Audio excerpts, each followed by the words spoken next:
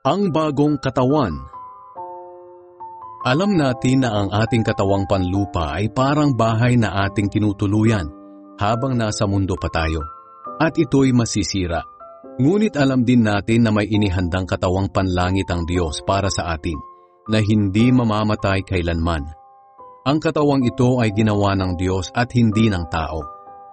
Dumaraing tayo sa ngayon, dahil pinananabikan nating maisuot na ang katawang panlangit.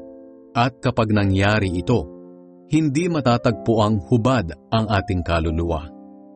Habang nandito pa tayo sa ating katawan, dumadaing tayo dahil sa mga paghihirap.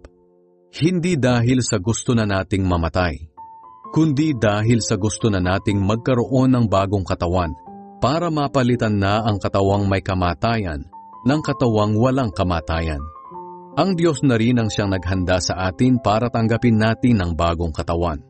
At bilang katiyakan, ibinigay niya sa atin ang kanyang banal na espiritu.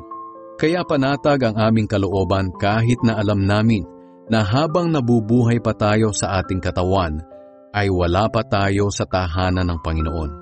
Sapagkat namumuhay tayo sa pananampalataya at hindi ayon sa mga bagay na nakikita.